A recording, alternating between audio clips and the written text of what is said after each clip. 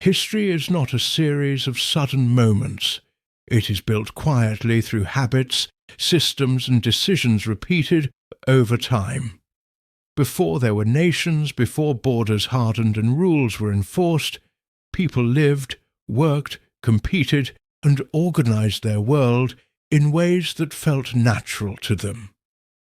This series explores those early patterns, not through heroes or headlines, but through the structures that formed beneath everyday life. These are the echoes that shaped the world we recognize today. Around 600 BCE, human societies across the world were no longer experimenting with structure. They were committing to it. Permanent settlements had become common in fertile regions. Authority, once tentative, was now expected.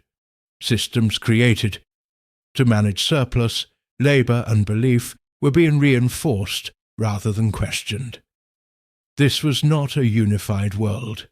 Communities remained isolated by distance, geography and culture, but they shared a common direction. Where organisation had proven effective, it was expanded. Where authority had stabilised life, it was preserved. Across river valleys, cities grew denser. Architecture became more deliberate.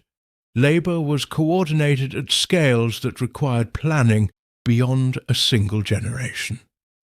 Elsewhere, communities without centralised states still organised collectively. Monument building, ritual cycles, and seasonal coordination reflected shared identity and long-term intention. The key shift of this period was permanence. People were no longer building only for immediate survival. They were building to last, physically, socially, and symbolically. What emerged was a world increasingly shaped by endurance rather than adaptation. Structure was no longer provisional, it was becoming foundational. Before permanence took hold, authority remained closely tied to circumstance. Leadership existed, but it was flexible. Influence depended on success, wisdom, or spiritual standing rather than inherited position. Communities adapted leadership as needs changed. Daily life was organized around cycles. Agriculture followed seasons. Ritual marked transitions. Labor intensified during planting and harvest, then relaxed. Cooperation was expected, but enforcement was minimal. Memory governed obligation. Agreements were remembered rather than recorded. Tradition reinforced norms. Elders served as living archives, resolving disputes through precedent rather than law. Architecture reflected impermanence. Homes were functional, communal spaces were temporary. Construction emphasized use over longevity. Even sacred spaces were often renewed rather than preserved. Identity was relational. People understood who they were through kinship, place, and shared practice. Authority was experienced as proximity, not abstraction. This system functioned because scale was limited. As long as communities remained small and loosely connected, flexibility was an asset. Change could be absorbed without destabilizing the whole. But as populations increased and settlements expanded, flexibility became vulnerability. What once allowed adaptation now produced uncertainty. Pressure in this period came from continuity. Managing land year after year required prediction. Storing surplus demanded protection. Coordinating labour for large projects required reliability. Short-term leadership was no longer sufficient. Flood cycles, irrigation systems, and long-distance trade introduced risks that extended beyond a single season. Failure carried consequences that could last generations. Population density intensified strain. Crowded settlements required rules to manage space, resources, and conflict. Informal negotiation struggled to resolve disputes among strangers.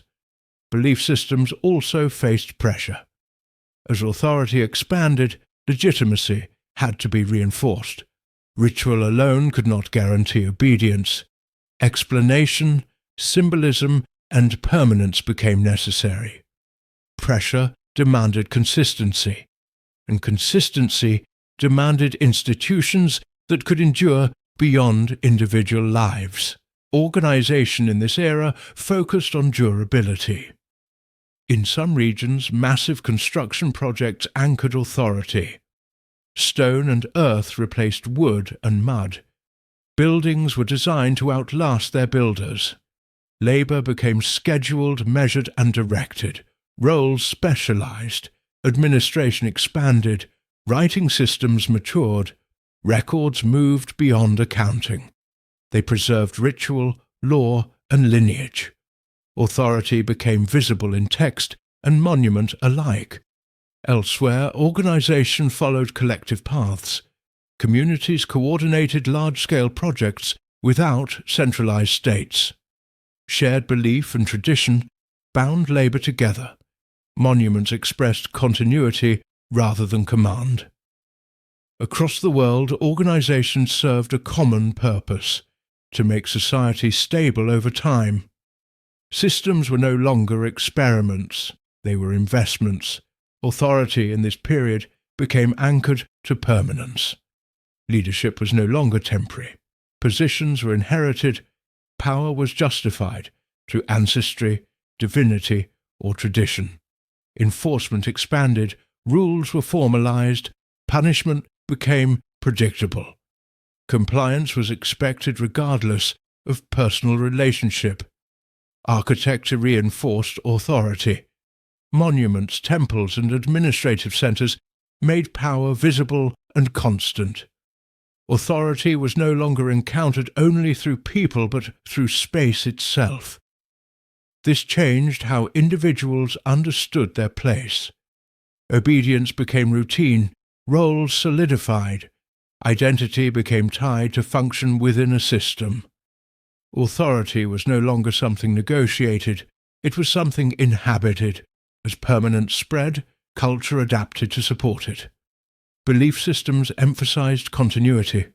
Ancestors, gods, and tradition reinforced obedience. Stability became virtue. Children grew up within fixed roles. They learned not only how to live, but where they belonged. Expectation replaced improvisation.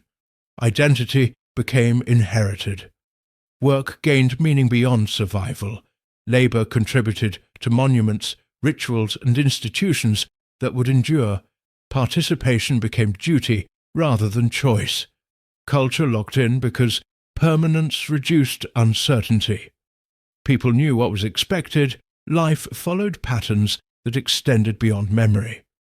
Order felt natural because it was everywhere. Once normalized, permanence became invisible, and invisible systems are the hardest to challenge. The commitment to permanence reshaped the human story.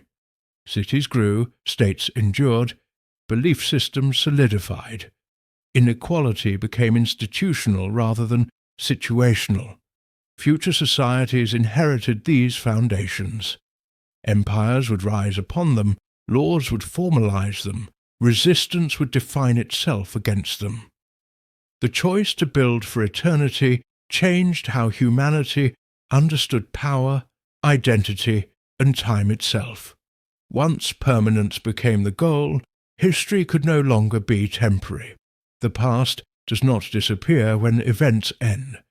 It settles into routines, assumptions, and institutions. What begins as response becomes tradition. What feels temporary becomes normal. By tracing how structure forms and authority takes hold, we begin to see why later choices feel limited, and why certain paths seem unavoidable. The world we recognize was not built all at once. It emerged through patterns repeated until they felt permanent. These are not just moments behind us. They are echoes that continue forward.